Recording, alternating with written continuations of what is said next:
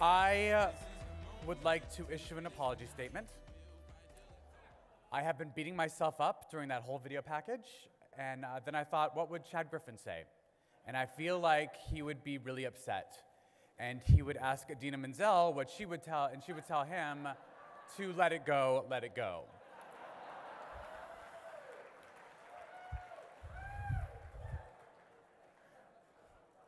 Ladies and gentlemen, please join me in welcoming a true leader we know and love, HRC President Chad Griffin. And we go back, this is the moment, tonight is the night, we'll fight till it's over, so we brought our hands up like the ceiling can't hold us, like the ceiling can't hold us. Thank you. This is the moment, tonight is the night, we'll fight till it's over, so we brought our hands up like the ceiling can't hold us. It is great to be back in Los Angeles. I just want to take a moment to thank Jesse for that kind introduction, an introduction that only Jesse Tyler Ferguson could deliver, by the way. I also want to thank you, Jesse, for all that you do for equality in this country and for this movement. Jesse and his husband, Justin, have spent years fighting for marriage here in California, across this country, and we are truly fortunate to have them joining us here tonight.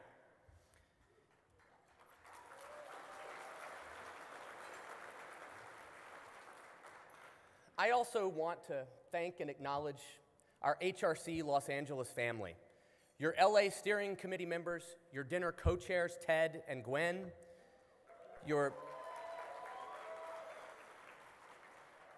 tireless advocates on HRC's Board of Governors, and your Southern California members of HRC's National Board of Directors, Gwen Baba, Steve Sorensen, Elena Baca, Brad White, Andy Linsky, and Alan Uphold.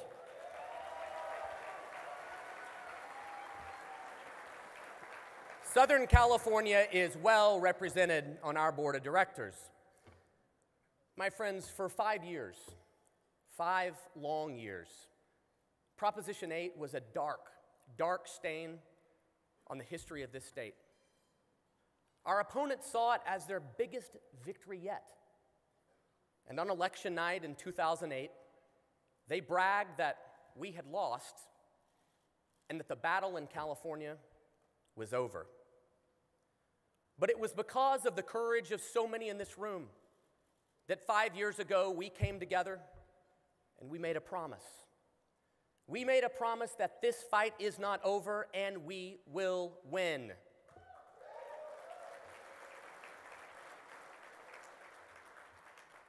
And I want to thank my friend Adam Umhafer and my colleagues at the American Foundation for Equal Rights for their incredible leadership.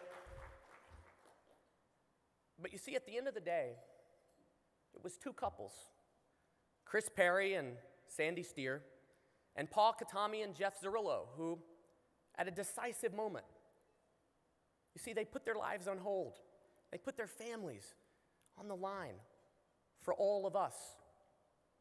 They knew we were counting on them, and they woke up ready to fight every single day until that promise was fulfilled.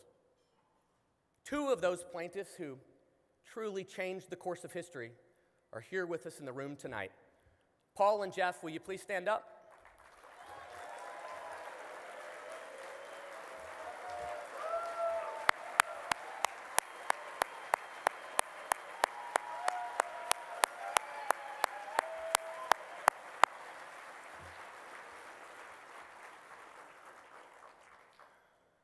Make no mistake about it, all of you, all of us helped make 2013 the most successful year in the history of the LGBT movement. Just think about it. Think about all we've accomplished since we were all together in this room last year. Not just the end of Prop 8, but the destruction of DOMA and its more than 2 decades of discrimination. The bipartisan passage of INDA in the United States Senate and new bipartisan support in the House. And marriage equality, not just in the great state of California, but in Maine, Maryland, Washington, Rhode Island, Delaware, Minnesota, New Jersey, Hawaii, Illinois, New Mexico, and just since last night, 200 couples in Michigan.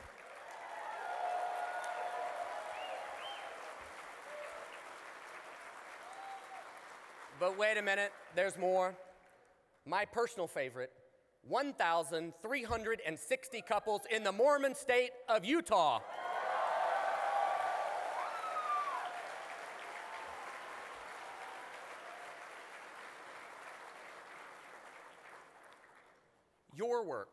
Your work for the past 3 decades, that's what made these victories possible.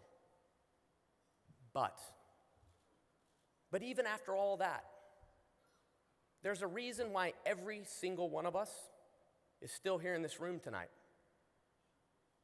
We're here because we see and we feel the injustice every day, whether it's splashed in the newspapers or increasingly, not just in this country, but making headlines around the world. And sometimes for many of you, even in your own lives, in your church, in your workplace, and even in school. We're here for the millions of LGBT people in the 32 states where Paul and Jeff, they still couldn't get married today. And the 29 states where Chris and Sandy, they could still be fired simply because of who they are.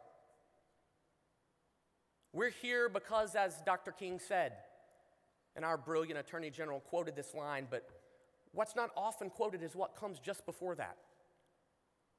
I cannot sit idly by in Atlanta, he said, or in our case, Los Angeles, and not be concerned about what's happening in Birmingham. An injustice anywhere is a threat to justice everywhere.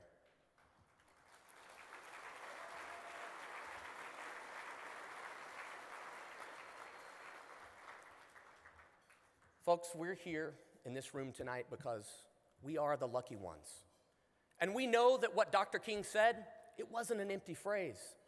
Our legal equality, it isn't a privilege, it's a responsibility. More than that, it's a duty. If we are content with the victories in our own backyard, if we stop fighting in Birmingham because we won in Burbank, then we are no better than the millions that once stood in our way.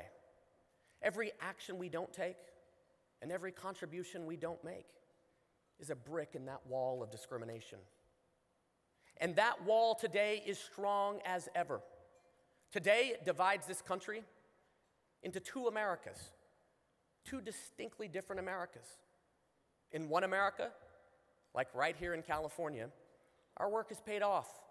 Full legal equality, it's nearly a reality.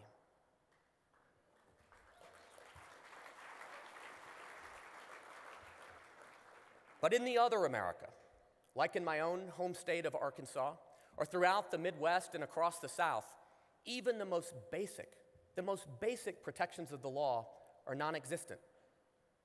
No inclusive non-discrimination protections, no reliable access to affordable HIV care, no right for same-sex couples to adopt a child together, and certainly no marriage equality.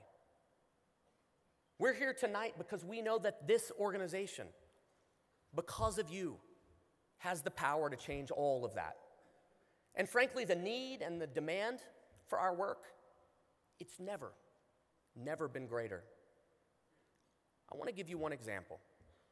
After those incredible, historic rulings last summer at the Supreme Court, HRC went on a tour across the South. I went home to Arkansas, and then to Charlotte, North Carolina, to Richmond, Virginia, and finally to Jackson, Mississippi. Now, I won't tell you about that entire trip, although I certainly could, but I do want to share one story that I will never forget for the rest of my life. You see, there's no one in the state of Mississippi that works full-time on LGBT issues. There's no statewide organization. But we have allies.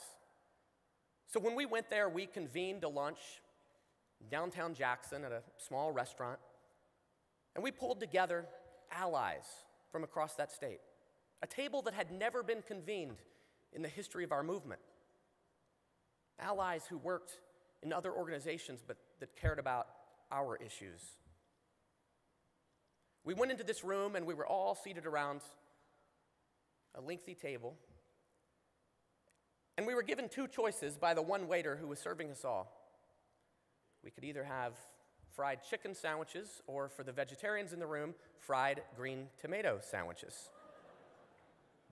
I had one of each. The only other thing that this young man said as we were going in is, do you want sweet or unsweetened tea? And then the lunch began. And each of us, one by one, we went around the table and talked about why we were there. Each of our own individual commitment to this issue. And we talked about what we could do in a state like Mississippi that has no protections, no statewide, no municipal protections. And as we finished, we were all feeling real good about ourselves and talking about how we would reconvene that lunch a few months. And all of a sudden, that waiter who had been serving us, he stepped up, came right up to the table, and he looked at all of us and he said, "This may be completely inappropriate, but I want to introduce myself." He said, "My name's Cody. I'm 25 years old. I came out of the closet a year and a half ago. 6 months ago, I was diagnosed as HIV positive." Cody went on to say that since then, there has not been a single day in his life that he didn't feel helpless and hopeless. And then he talked about the difference that it made to be in a room for him, hearing people talk about him where he is. He had hope, he said. Now, I don't have to tell you that when Cody walked out of that room, he left the most well-connected person in Jackson, Mississippi. But what about everyone else? What about the millions of LGBT people like him all across this country? My friends, we can never forget that when we first challenged Proposition 8 in 2009, we all of us, put our faith in Chris and Sandy and in Paul and Jeff. We counted on them. But now, it's 2014, and folks like Cody, they're counting on us. There is no question. There's no question that at this historic moment of opportunity, we have victories behind us, and we certainly have great hope ahead of us. But the question tonight for all of us in this room is, what are we going to do for them? What are we going to do? We have got to fight and win. We've got to fight and win for them. We've all got to dig deeper, push harder, move faster, and be bolder. My friends, we've got to fight like hell, and not just in San Diego, but in San Antonio, and not just in Burbank, but in Birmingham, because they stood with us. They cheered with us when Prop 8 fell. Now we have to all be there for them until these two Americas are finally united as one, and at long last we tear down that dark wall of discrimination everywhere, for everyone, forever.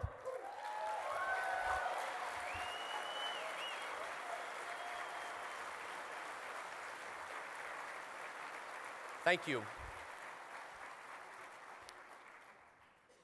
Thank you very much. And now I have the distinct honor and privilege of introducing two people who, from Wilmington, Delaware, to the halls of power in Washington, these two people have spent a lifetime standing up for equality. Even before her years in the White House, Dr. Jill Biden has been a tireless advocate for our community.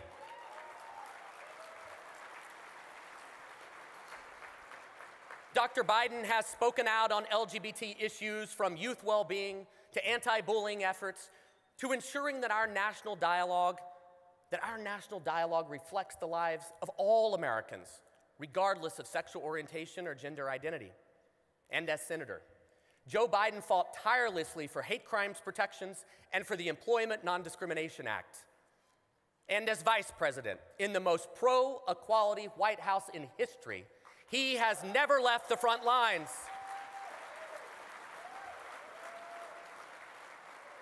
He has never left the front lines, fighting for the repeal of Don't Ask, Don't Tell and the end of DOMA. And of course, we will never forget just how boldly Vice President Biden came out for marriage equality at a critical moment in 2012.